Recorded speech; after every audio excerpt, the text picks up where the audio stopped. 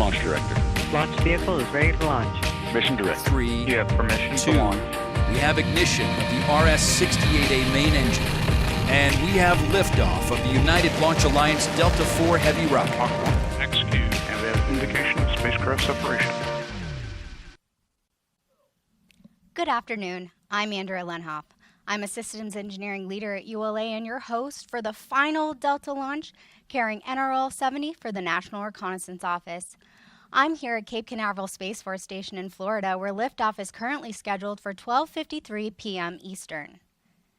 In addition to watching our webcast, you can also follow live mission progress at ulalaunch.com. The count is currently in a planned hold. We have 2 planned holds in our launch count, which give our team additional time to resolve any issues prior to entering the terminal count.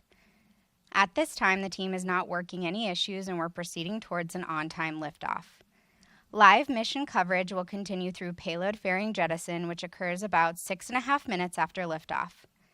To tell us more about today's mission customer, let's go to ULA's Ben Chilton over at a viewing location on the causeway.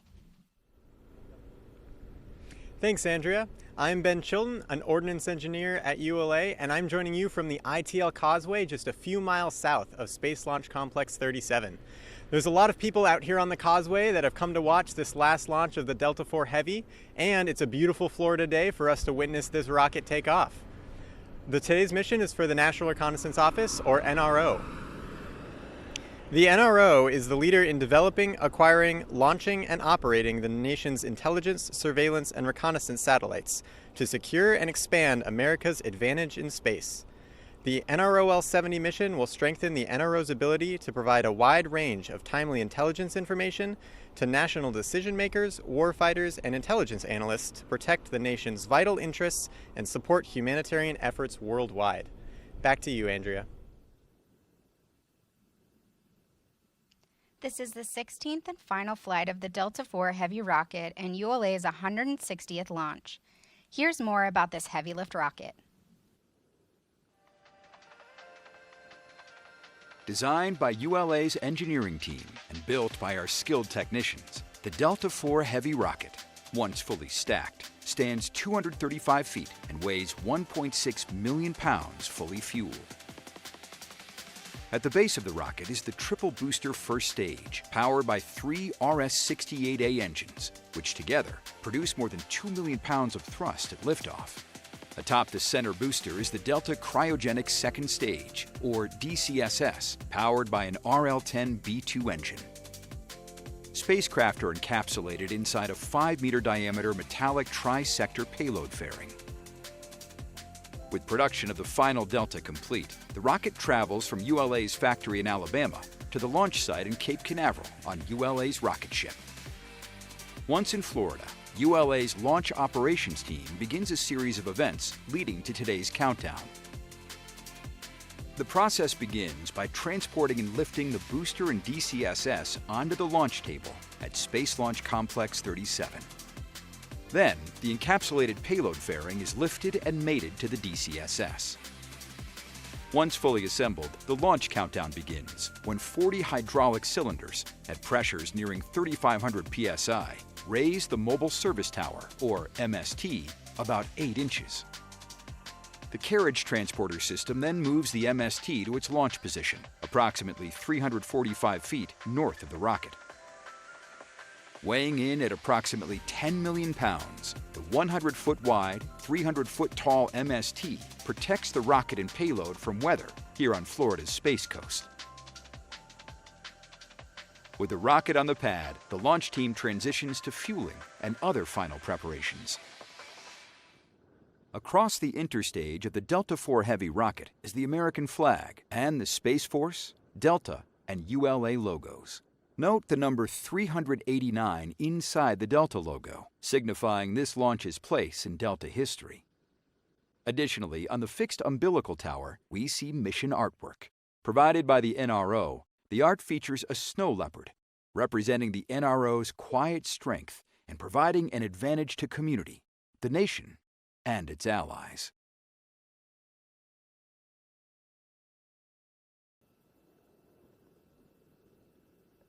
L minus 25, T minus 10. PNE, Elsie. Go ahead. Proceed with final pneumatic preps. Roger.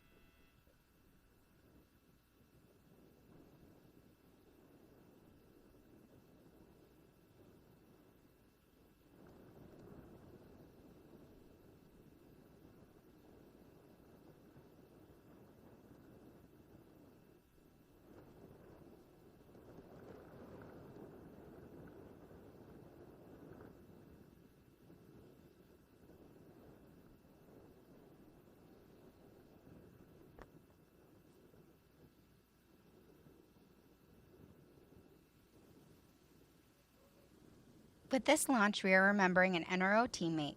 Here is Mission Director Colonel Eric Zaribaninski. This is the MD. This afternoon's NROL-70 launch is dedicated to the memory of Colonel Edward Chip Zakrzewski. Chip dedicated his career to the advancement of space launch and to the success of NRO missions. He was a fierce advocate and leader for the Office of Space Launch and in the broader space launch community. Chip was the OSL director for the first Delta IV Heavy launch, so it is only fitting that the last Delta IV Heavy launch is dedicated to him. To our leader, mentor, and friend, Godspeed, Chip. MD out.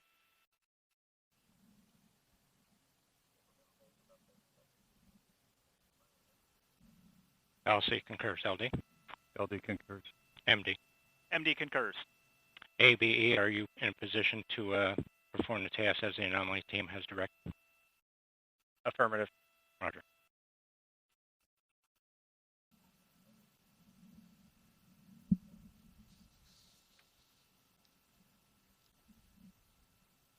T-minus 8 minutes. ALC, configure CCTV for launch monitoring. Today's flight is also dedicated in memory of CME, colleagues who are configure no longer with us. CCTV for video recording. Let's remember our teammates. Today's flight is dedicated to Doug Thompson, Mark Cox, Brent Bonar, and George Lucian. After working as a pipe fitter for high-purity systems, Doug Thompson joined Boeing's internal upper stage program, later transitioning to the Delta program. Doug supported many Delta rockets and facilities during his career, including Delta vehicles launching from the Cape's Slick 17 and Slick 37 and Vandenberg's Slick 6, in addition to solid rocket booster and payload facilities and the machine shop. In his personal time, Doug and family traveled throughout Florida and Georgia, enjoying his passion for motorsports, including drag racing the '63 Corvette he built himself. He will be missed. As a U.S. Army veteran, Mark Cox began his aerospace career in 1984 at McDonnell Douglas, then Boeing, and eventually ULA. Following his transfer from ULA's Pueblo site to the Decatur, Alabama factory, Mark was instrumental in establishing the metrology lab there and in standardizing measurement and test equipment calibration across all ULA sites. He was respected by his peers throughout the industry and developed many personal relationships over the years, always resilient and positive. Mark encouraged his teammates to face adversity while continuing to care for others. He will be greatly missed. Godspeed, Sergeant Cox. Brent Bonar joined Aerojet Rocketdyne as a space propulsion mechanic in 2006 and contributed to the safe delivery of nearly every RL-10 engine through his last mission, NROL-68, in 2023. A loving husband, Brent was also a tireless volunteer, deeply committed to helping others, including 3 trips to the Bahamas in 2019 to support residents following Hurricane Dorian. This effort led Mark to logging more than 600 volunteer hours and being recognized as Aerojet Rocketdyne's 2019 Volunteer of the Year. Brent was kind and generous and a role model to many people. He will be missed. George Lucian began his career in 1960 as an electrical systems engineer with the General Dynamics Corporation, following his time at the University of Nebraska, where he earned a bachelor's degree in mathematics. In 1964, after working at the General Electric Company on the Apollo program, George began a new chapter at the Goddard Space Flight Center, followed by a move to the Kennedy Space Center. During his NASA career, George was an engineer, branch chief, division chief, and assistant launch manager, all in support of NASA's Expendable Launch Vehicle Services program. His career spanned 60 years and more than 400 launches. George was an invaluable team member, a mentor to many, and a true friend to all. T-minus 5 minutes.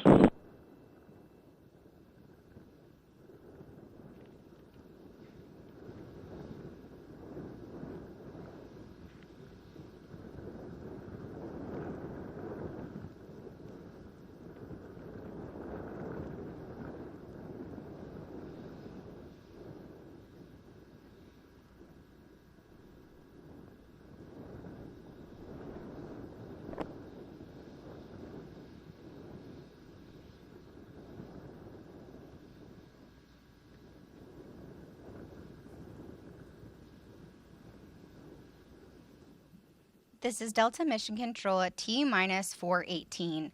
We anticipate entering the hold in just a few moments.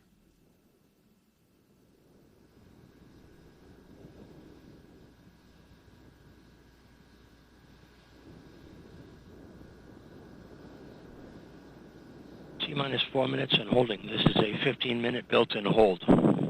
LC switch to not ready position.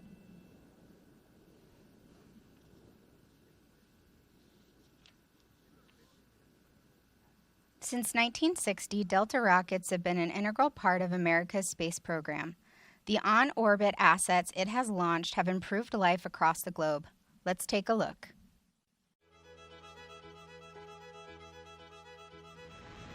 Following more than 60 years lifting historic missions to space and becoming a pillar in American rocketry, the Delta program is coming to a close with its final launch. Here's a look back at some of the groundbreaking firsts and iconic missions launched on Delta rockets. Delta quickly established its record of excellence in the 1960s, launching ECHO, the world's first communication satellite, Tyros, the first space-based weather observatory, and NASA's Pioneer and Explorer scientific spacecraft. The introduction of the Delta II rocket on Valentine's Day 1989 ushered in the GPS era and a capability that improves life on Earth every day, from navigation to banking, agriculture, and beyond. The beloved Delta II earned its place in history with 155 flights, with 8 of those missions to Mars for NASA, including the Spirit and Opportunity rovers.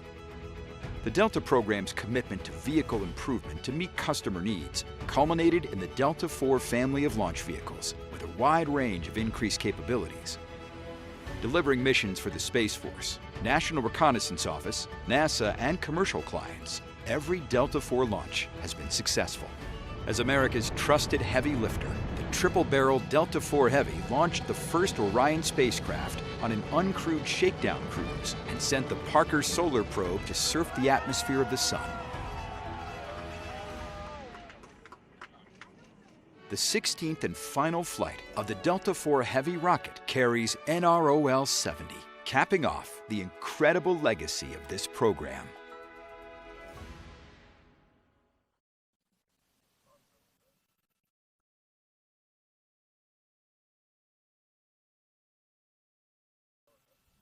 The Delta program has been an important part of many of our employees' careers.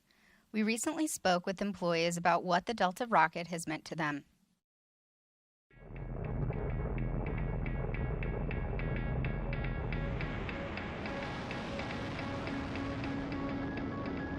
We started this program with the tremendous task of continuing the Delta mission success tradition. It has been the heavy lift workhorse, supporting the missions that no other vehicle could, and have made a tremendous difference for this nation. The assets that we launch with Delta are crucial to our warfighter and have really allowed us to sustain our capability not only in space, but also just on the ground and keeping the entire world in a better place. That ability to impact the nation in what we can do, our technologies, as well as our reach into space. It's just an honor. There's no other way to say it. Look at what we as part of the team have done to improve life on Earth. All things to be extremely proud of. The first launch, you kind of kept your fingers crossed and your toes crossed. We all stood out in the main part of the factory here and watched it, and it's just something that you do and say whatever makes you comfortable for that very first launch. Watching the Delta IV Heavy right outside the door of the Delta Operations Center and feeling the vibration and just amazement. I was at the launch site in the dock for the NROL-70 mission, and the experience when that thing lifted off of the acoustics, hitting that facility and literally seeing the windows flexing from the acoustics of that liftoff was something I will never forget. I've been down to the launch site, been on the pad, been on cranes up and down a heavy vehicle, been able to support on console, and been part of the day of launch activities. So I've seen it from a unique perspective. Those memories will always stick out. We took a lot of lessons from Delta. Aluminum skins, machined, brake formed, welded together with friction stir welding. The first time we used that was on the Delta IV program. One lesson learned from Delta IV that will stick for our future launches is our record of mission success and our focus on mission success, making sure that all of our launches accomplished what we wanted and delivered the payload for our customers. The teamwork that we built across all the different suppliers and across the program itself. It's a really complex vehicle, and so being able to bring that whole team together and deliver Delta for that many years has been brought over into the Vulcan program and will continue to live on. Whether it be in the design center, the operations center, the production center, we're all a big team, and those teams work together, and it's magic. Launch conductor is only one little cog in the whole process. This is a team sport, and the team has done nothing but a phenomenal job. Taking pride in your work and treating everything as if it's the most important job you'll ever do is something that I will keep with me for the rest of my career. Well, it's bittersweet, of course. We all thought we could do this a lot longer because we love it so much. It's been a wonderful rocket to work on over these years, and I'm going to miss it. It is the most amazing rocket I could ever imagine, this Delta IV Heavy. I'm just proud to have been a part of this team and was able to better my career by working alongside an amazing team. The legacy of Delta will live on in the Vulcan rocket and in the people that make it a reality and have taken the best of what Delta has accomplished and carry that forward into the future.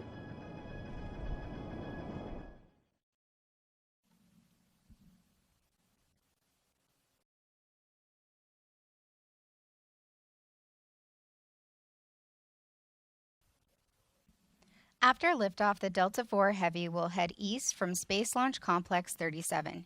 Here's a look at today's ascent.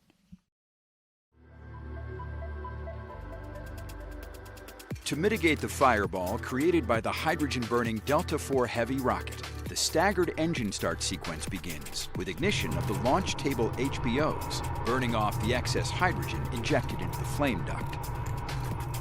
Next, the starboard Delta IV ROFI lights, igniting its RS-68A engine. Then, the center and port RS-68A engines ignite to generate more than 2.1 million pounds of total thrust to lift the 1.6 million pound triple-core rocket off the pad. Shortly after liftoff, Delta begins a pitchover to attain the proper flight path while minimizing the pressure the vehicle experiences during flight. Delta then reaches Mach 1, the speed of sound, followed by the rocket reaching maximum dynamic pressure as it travels through Earth's atmosphere.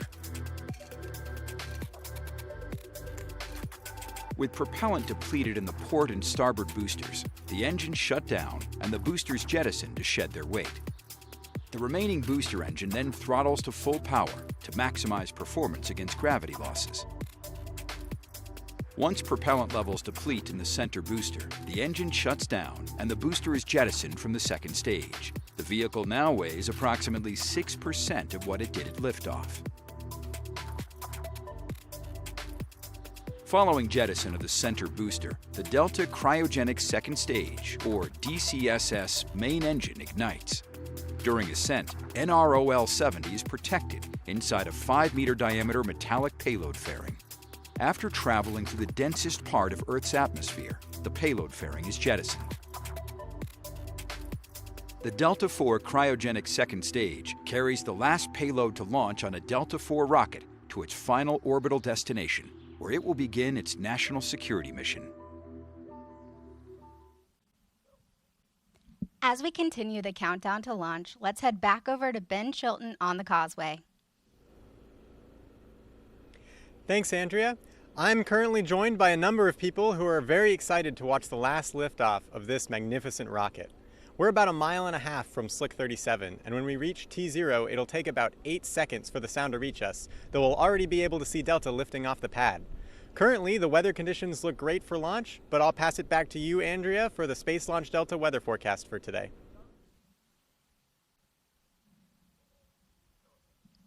Thanks, Ben. The forecast for this afternoon's launch is looking good. The probability of violating launch constraints is 10%. Ground winds are 14 to 22 knots out of the southeast, and the temperature is 74 degrees Fahrenheit. Our primary concerns for launch today are ground winds and the cumulus crowd rule violation. RLM, verify red line monitor and vent table are in the correct configuration per terminal count. Verified. L minus 9 minutes. Performing a hold authority comm check. LSIC RF. Loud and clear. Loud and clear as well. ATD. ATD copies loud and clear. Loud and clear as well. Comm check complete. Launch on time verified. Roger.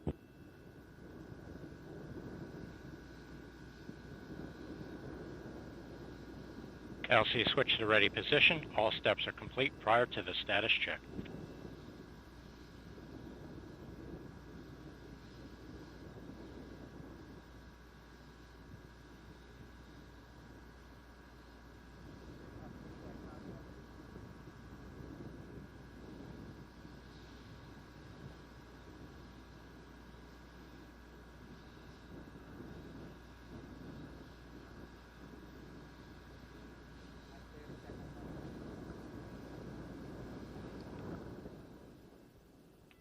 L minus 8 minutes. We remain in the planned 15-minute hold as we continue towards liftoff.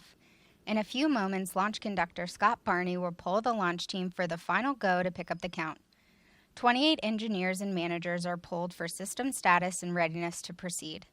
This is the final status check for all Delta vehicle systems, ground systems, spacecraft, and the U.S. Space Force Eastern Range. The vehicle system readiness pull includes electrical systems, hydraulics, pneumatics, propulsion systems, flight control, and propellants. Let's listen in as Scott Barney performs the final pulling.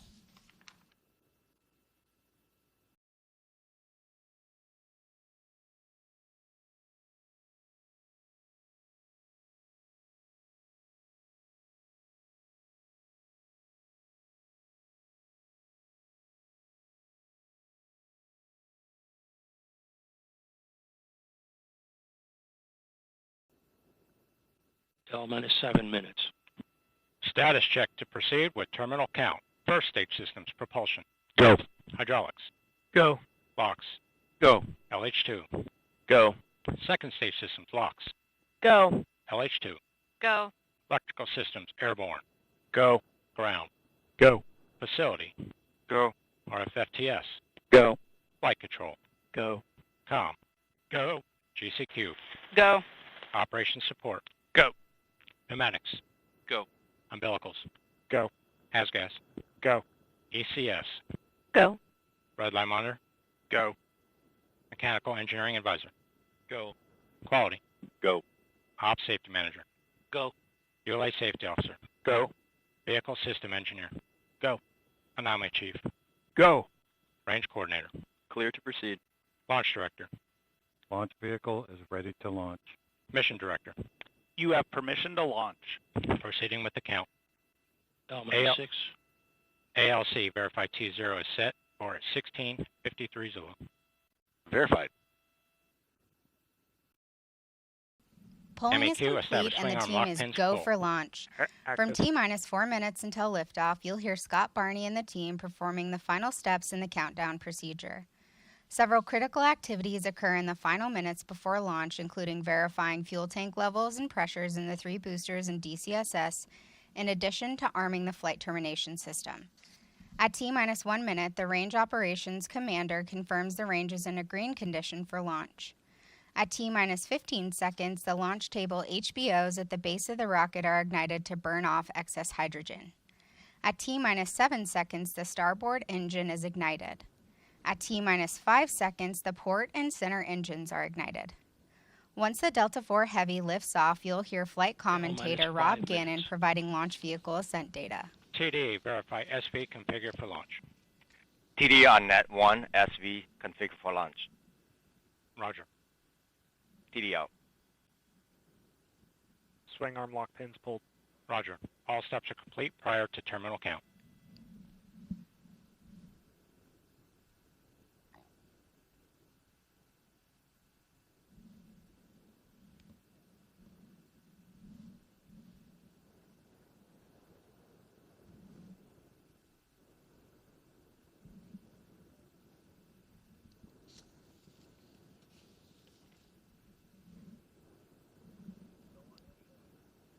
This is Delta Mission Control at T-minus 4 minutes and holding.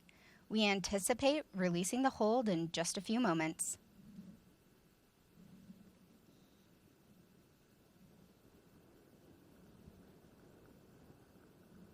T-minus 4 minutes and counting.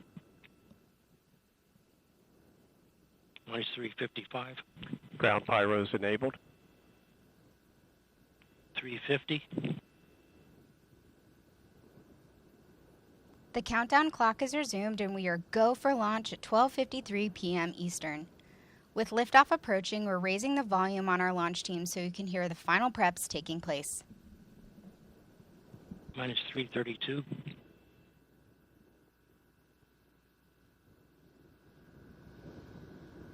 $325.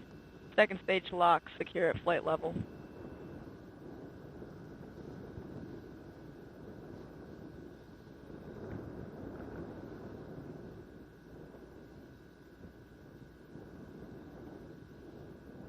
Minus 307.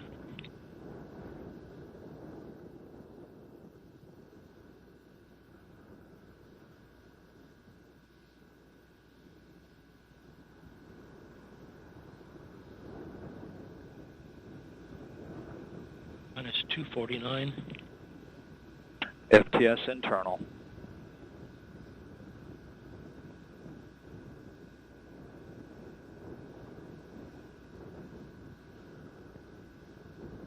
CBC locks at flight pressure and flight level.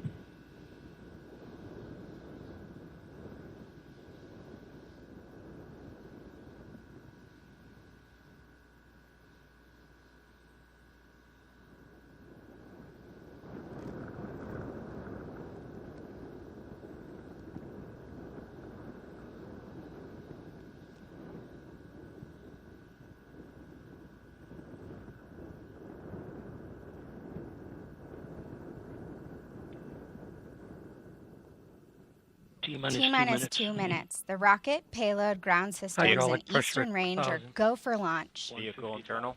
Launch sequencer start. If you just joined us, I'm Andrea Lenhoff. CBC I'm your LH2 host at for the flight final pressure and Delta flight level. launch today. Liftoff is currently scheduled for 12:53 p.m. Eastern. FCS launch enabled.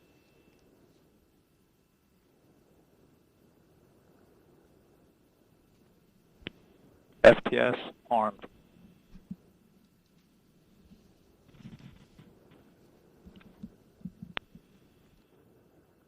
Minus 120. OCUs armed. FCS count started.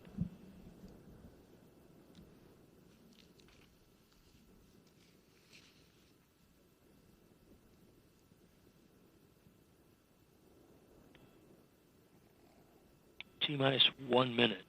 Go for main engine T-minus start. 1 minute. Rock, report range status. Range green. Minus 50.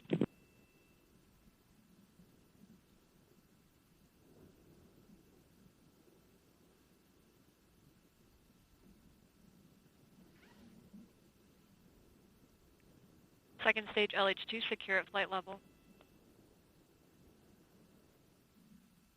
Minus 30. Status check. Go Delta. Go NROL-70.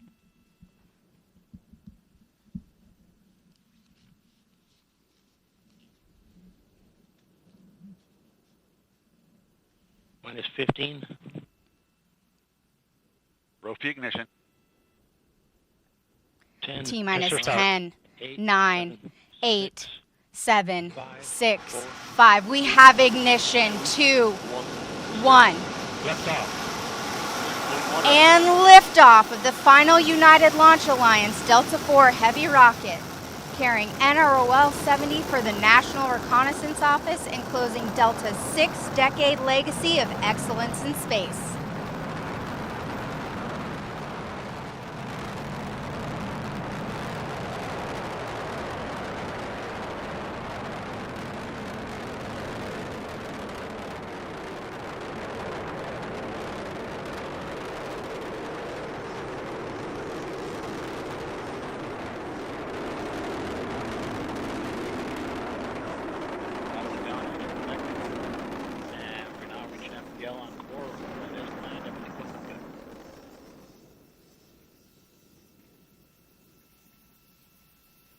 power is at min power level. Port and starboard strap-on still operating at enhanced power level. You are hearing the voice of Rob Gannon providing launch vehicle ascent data. Parameters look good. Flight control disturbances look good. And we have fired the isolation pyro valve on second stage reactor control system. First step in readying that system for operation. Engines continue to look good. And we've passed through Mach 1 and Mach 2. Normal disturbances there, everything looks good. All three boosters operating as expected.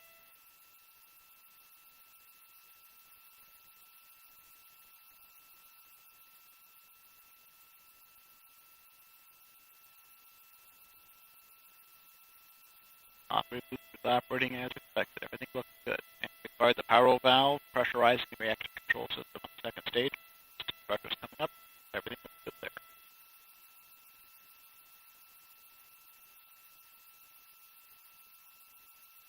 What we're looking for is going to closed loop guidance. After 3 or 4 seconds. And we've started closed loop guidance. Vehicle maneuvering as expected. All three engines continue to look good.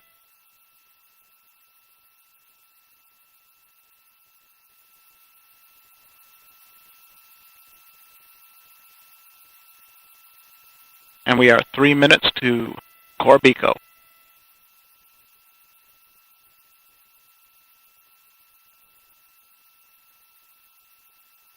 And the vehicle is now 1/2 its liftoff weight. All three engines operating normally, everything looking good.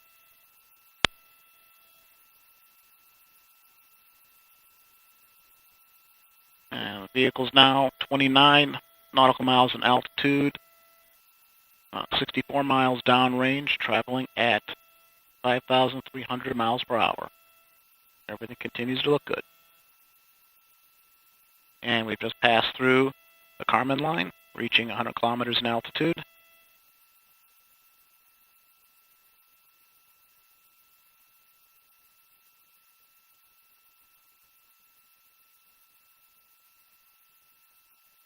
Everything looking good. 2 minutes to Corbico. Coming up on throttle down on the strap-ons. And we've begun throttling down the strap-on boosters in preparation for cutoff. We've now achieved min power level on the strap-ons.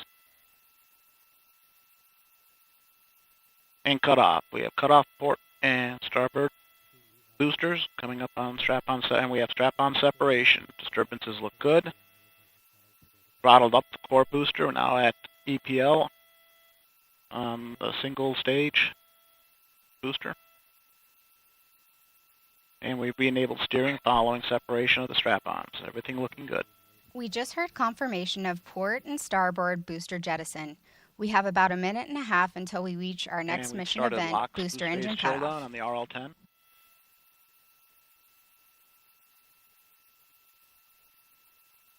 One minute to Corbico. Housing temps respond as expected on the RL-10, and we've started LH2 boost phase chill down. Housing temps responding as expected.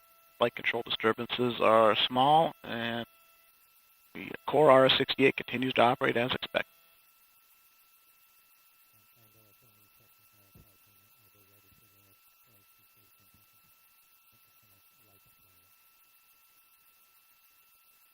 About 20 seconds to our next mark event, throttling down the core booster in preparation for BECO.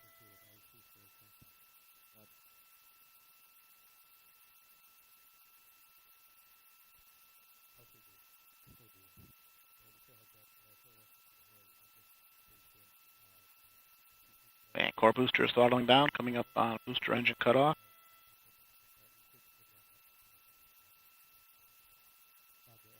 And we have BECO. Cut off on the booster, everything looking good.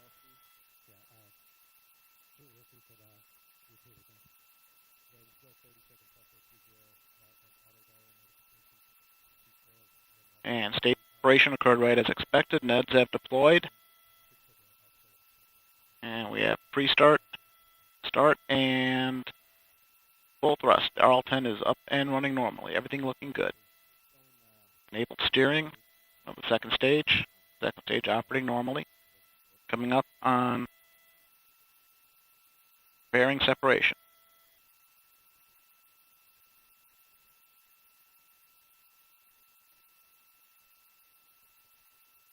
About 10 seconds away from pairing sep.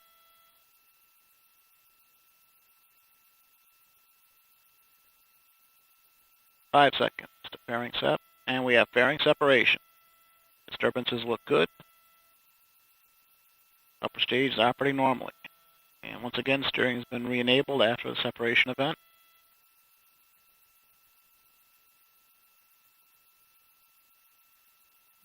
This is Delta Mission Control at T plus 6 minutes and 55 seconds.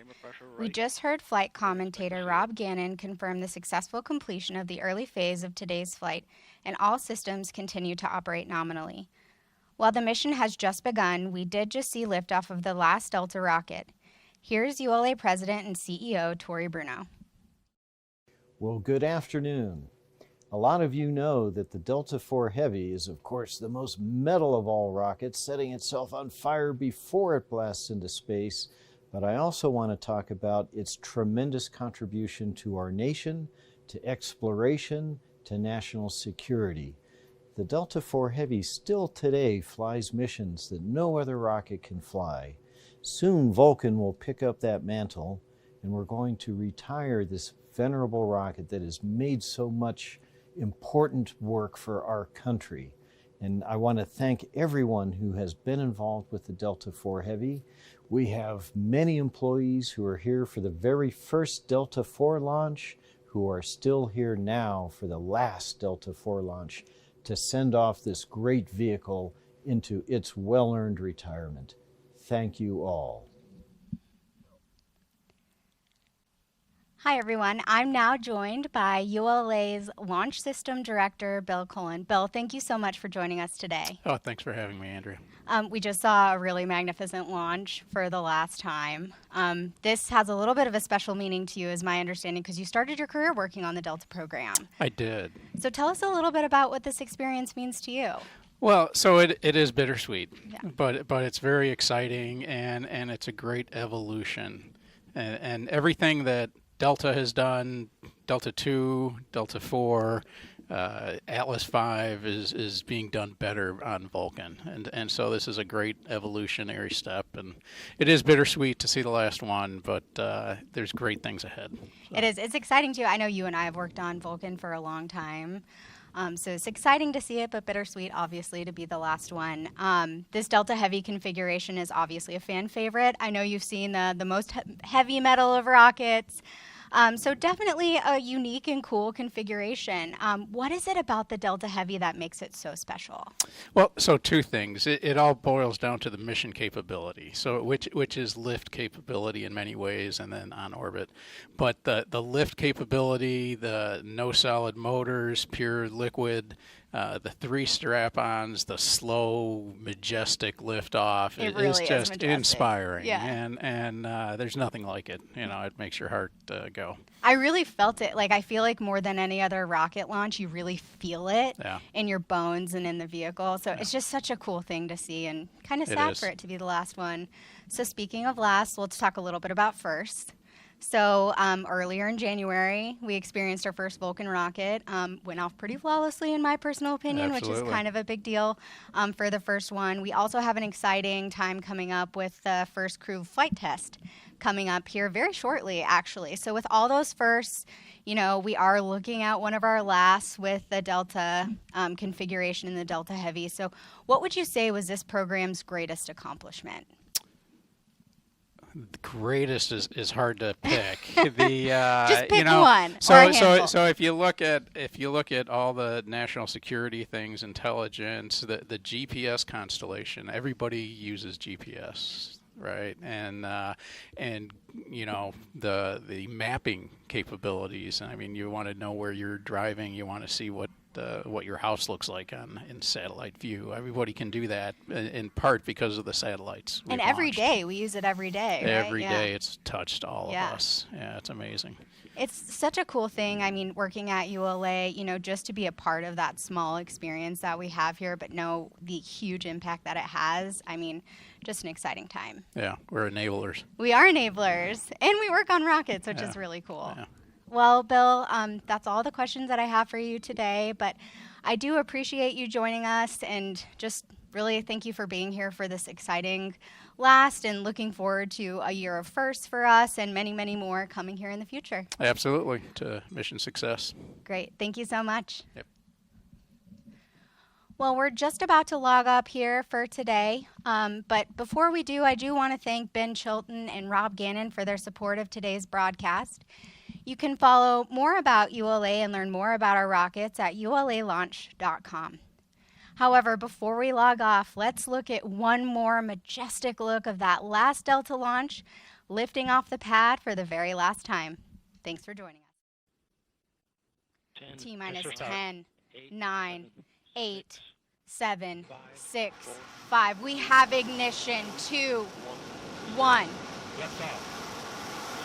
And liftoff of the final United Launch Alliance Delta IV Heavy rocket, carrying NROL-70 for the National Reconnaissance Office and closing Delta's 6-decade legacy of excellence in space.